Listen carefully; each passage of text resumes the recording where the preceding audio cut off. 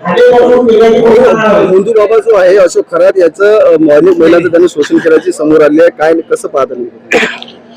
बघा, मी मागच्या वेळेला असं एकदा महाराजाबद्दल बोललो होतो तर सगळे महाराज अंगावर आले होते, पण मी प्रवृत्तीबद्दल बोललो होतो. सगळेच महाराज वाईट असतात मी असं कधीच म्हटलेलं नाहीये, परंतु महाराजी पेशाला कलंक लावणारे हे लोक या महाराष्ट्रामध्ये असतात. अचानकपणे यांच्या अंगामध्ये कुठं अशी दैवी शक्ती येते? नोकरीवर राहायचं, सरकारला लुटायचं, बोगस कामं करायचे, बोगस धंदे करायचे आणि अचानकपणे बाबा बनायचं, ज्योतिषी बनायचं आणि राजकीय लोकांनी देखील त्याचे पाय धुवायचे आणि पाणी प्यायचं, हे या महाराष्ट्राच्या संस्कृतीत शोभणार नाहीये.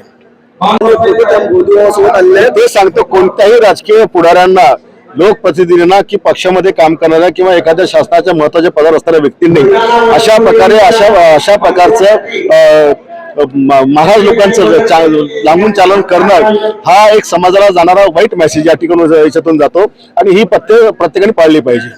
हा तपास पारदर्शी होण्यासाठी नैतिकता म्हणून रुपाली चाकणकर राजीनामा द्यावा अशी मागणी केली जाते. आता ज्याला मागणी करायची तो त्यांचा वैयक्तिक भाग आहे, परंतु लोकप्रतिनिधींनी अशा गोष्टी टाळल्या पाहिजे, जेणेकरून समाजामध्ये एकदा अशी गोष्ट घडली तर समाज पण त्याला बळी पडतो आणि बळी पडल्यानंतर मग ज्याला भविष्यात एखादा निर्णय चुकीचा येतो तेव्हा सगळ्यांना पछतावा होतो की आपलं पूर्ण आयुष्य याच्यामध्ये वाया गेलं म्हणून.